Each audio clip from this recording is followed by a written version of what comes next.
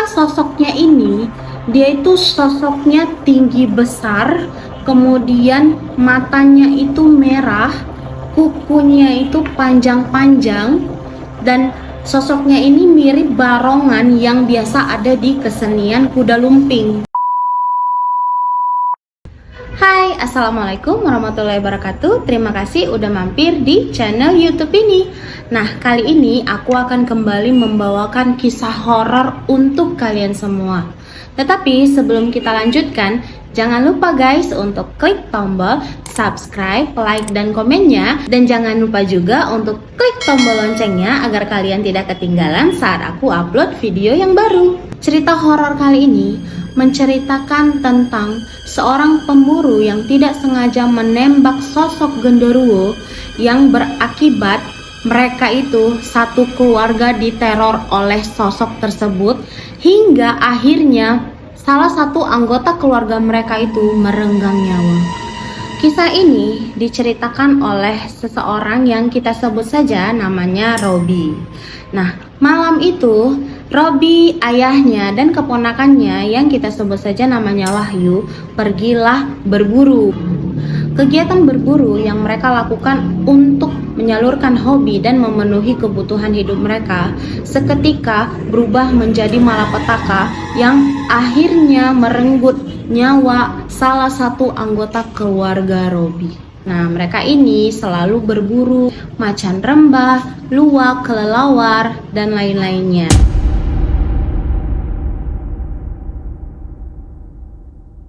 Sekitar tengah malam, sampailah mereka di tengah-tengah hutan.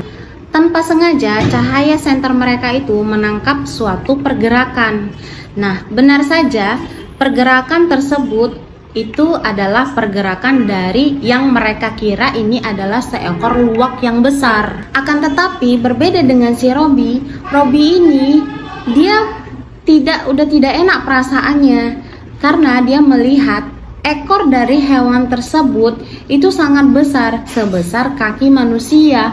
Masa seekor luwak ekornya itu sebesar kaki manusia, ya kan? Dengan tangan yang sedang memegang tombak dan pandangannya itu tetap fokus menatap hewan tersebut, tiba-tiba Robi dan Wahyu dikejutkan oleh suara senapan dari ayahnya. Dar! Mendengar hal itu, mereka ini bertiga langsung lari menuju tempat hewan yang ditembak oleh ayahnya tersebut. Ayahnya ini yakin sudah menembak tepat sasaran dan kayaknya ini kena gitu hewannya. Tetapi saat mereka cari ke seluruh area hewan tersebut yang mereka nampak tadi, itu tidak menemukan apapun. Keadaan di situ masih sangat sepi. Taulah bagaimana keadaan hutan di tengah malam, ya kan? Sepi, hening, hanya terdengar suara hewan-hewan seperti jangkrik gitu. Nah, masih belum selesai mereka mencari-cari keberadaan hewan yang tadi ditembak oleh ayahnya si Robi. Tiba-tiba mereka mendengar suara perempuan yang seperti tidak jelas kayak gitu. Dicarilah oleh mereka suara perempuan tersebut dengan menggunakan senternya. Dan benar saja, lampu senter itu tertuju pada satu pohon pisang. Dan di atas pohon pisang tersebut terlihat ada satu sosok kuntilanak yang sedang berdiri di atas pohon pisang tersebut. Kondisi kuntilanak tersebut rambutnya panjang dan acak-acakan dengan baju yang sangat lusuh. Di situ mereka itu sangat ketakutan, tetapi mereka udah campur aduk lah gitu perasaannya, ya kan? Karena melihat sosok kuntilanak itu sedang tertawa dengan sangat keras sambil menatap tajam Robi, ayahnya, dan si Wahyu. Ayahnya si Robi ini nyalinya tuh kuat kali. Jadi ayahnya ini menatap balik itu si kuntilanak sambil mengarahkan senapannya ke arah kuntilanak tersebut. Dan tidak lama menembak si kuntilanak tersebut. Kuntilanaknya langsung terbang sambil ketawa yang sangat keras. Setelah hal itu terjadi, pergilah mereka untuk duduk beristirahat sebentar di area tempat mereka sedang berdiri tadi. Karena kan perasaannya udah campur aduk itu antara takut, ya kan, masih penasaran dan belum ada gitu hasil buruan dari perburuan mereka tersebut. Ayahnya bilang kayak gini, biasanya kalau kita berburu nampak kuntilanak, berarti sebentar lagi kita akan mendapatkan hasil buruan yang sangat besar. Mendengar hal itu ya si Robi dan si Wahyu hanya mengangguk gitu ya kan, dan tidak bisa berkata apa-apa lagi. Singkat cerita, tidak lama dari mereka yang sedang beristirahat itu, tiba-tiba mereka mendengar ada suatu pergerakan dari semak-semak di sebelah mereka duduk. Nah, dengan sigap Wahyu langsung mengarahkan senter lampunya ke arah semak-semak tersebut. Dan betapa terkejutnya mereka bertiga. Dengan mata kepala mereka sendiri, mereka melihat ada satu sosok yang lebih menyeramkan daripada sosok kuntilanak yang sebelumnya mereka lihat. Mereka melihat ada satu sosok yang bertubuh besar dengan mata merahnya yang sedang melotot ke arah mereka, yang membuat ayahnya Robi dan si Wahyu ini tidak bisa bergerak atau berkata apapun. Perawakan sosoknya ini, dia itu sosoknya tinggi besar, kemudian matanya itu merah, kukunya itu panjang-panjang, dan sosoknya ini mirip barongan yang biasa ada di kesenian kuda lumping. Persis sekali, sampai-sampai kelintingannya yang ada di telinga kanan dan kirinya itu juga ada. Rambutnya itu panjang acak-acakan dan berasap gitu, tubuhnya gempal, dan dia itu menggunakan baju dari kerajaan kayak gitu, tapi yang tidak pakai baju, yang bertelanjang dada dan menggunakan kain jari untuk menutupi celana pendeknya. Serem nggak tuh guys? Di situ ayahnya Robi pun langsung sigap membaca doa atau minta izin atau apa, pokoknya ayah Robi itu berdoa dan langsung mengajak Robi dan Wahyu segera pulang. Cepat-cepat untuk pulang, karena di situ dia sadar bahwa tidak hanya hantu yang mengincar mereka, tetapi ada sesuatu kekuatan yang lebih kuat dari hantu-hantu yang ada di hutan itu sedang mengincar mereka bertiga. Dengan menguatkan hati mereka, dengan menguatkan tubuh mereka yang sedang kaku karena sangat takut, pelan-pelan mereka jalanlah pulang. Sampainya di rumah, keanehan tidak hanya sampai di situ aja. Nah, di situ ayah Robi langsung menaburkan garam kasar di sekeliling rumahnya Robi sambil tetap memegang garam kasar tersebut. Nah, Robi dan Wahyu juga dilarang tidur oleh ayahnya si Robi ini. Ayah Robi mengatakan bahwa dia takut sosok yang mereka lihat tadi itu ikut sampai ke rumah. Mendengar hal itu dari ayahnya Robi dan Wahyu pun tidak bisa berkata apa-apa lagi. Mereka tetap terjaga sampai pagi pun tiba. Dan tidak ada yang terjadi pada saat malam itu. Sudah beberapa hari ayahnya Robi dan Wahyu tidak melakukan perburuan ke hutan. Mereka tidak pergi kemanapun karena ayah Robi ini masih trauma gitu atas kejadian yang kemarin baru menimpa mereka. Ayah Robi itu masih was-was gitu, takut ada yang akan terjadi karena melihat sosok yang kemarin itu, melihat sosok barongan itu, firasat ayahnya Robi ini sangat tidak enak. Dan benar saja, memang bukan ayahnya Robi atau Wahyu yang diganggu, tetapi sosok tersebut mengincar adiknya Robi yang masih menginjak bangku SD.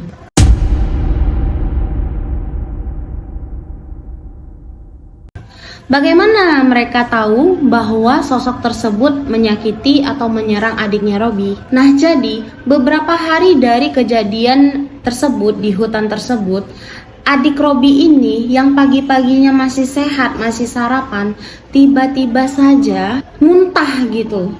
Dan langsung sakitnya itu kayak lemas gitu, tidak bertenaga dan muntah-muntah. Bagian giginya adiknya si Robi ini tiba-tiba saja bengkak, mulutnya juga bengkak gitu.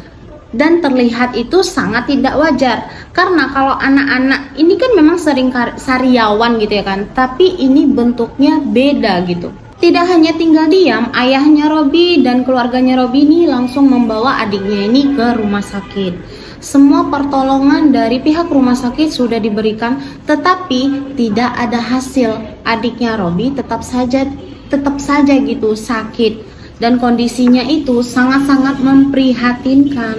Dan yang paling epiknya lagi, suatu hari adiknya ini dibawalah ke rumah sakit karena kondisinya yang sudah sangat lemas. Jadi karena kondisinya lemas, mau diinfus sama perawat. Tetapi tidak ada satu jarum pun yang bisa menembus kulitnya adiknya si Robi tersebut. Semua di situ pada heran. Dicucuk-cucuk, jarum tersebut tidak masuk sama sekali ke kulitnya. Heranlah semua yang ada di situ. Gak lama ayahnya Robi ini sadar bahwa ini nih memang udah gak beres. Berdoalah bapak si Robi ini sampai akhirnya berhasillah perawat tersebut menginfus adiknya Robi. Tidak hanya sampai di situ aja keanehan yang dialamin di rumah sakit tersebut. Ini udah diinfus ya kan. Biasanya kalau seandainya manusia normal diinfus 1-2 botol itu kan jaraknya itu sangat ya lama lah gitu ya kan, mau setengah hari atau sampai 1 hari itu 1 botol infus. Dan adiknya ini cepat kali habis botol infusnya, jadi macam diserap gitu air cairan infus tersebut dari tubuhnya adiknya Robi ini, sampai perawatnya ini mengecilkan gitu tetesan airnya itu agar cairan tersebut tidak cepat habis, tapi tetap aja air infus itu cepat habis. Jadi semua heran lah atas kejadian tersebut. Karena sama aja gitu, kondisi adiknya si Robi ini tetap saja tidak ada perubahan. Tidak sampai di situ juga nih keanehannya. Kalau biasanya nih kan, anak-anak yang sakit mulut, tidak bisa nelan, tidak bisa ngunyah, itu kan tidak mau makan kan.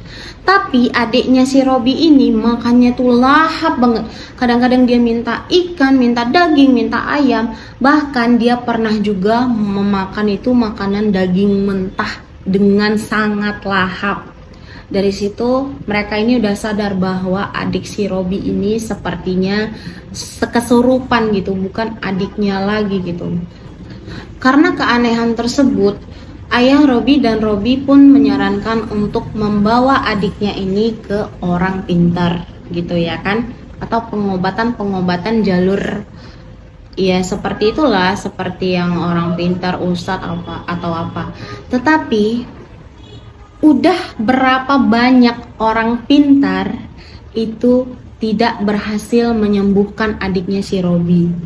Ada yang saat melihat muka adiknya Robi aja udah lari ketakutan, ada yang udah berhasil berdoa atau memegang tubuh adiknya Robi ini malah balik muntah darah, malah balik sakit gitu, dan akhirnya menyerah, tidak mengobati adiknya Robi lagi.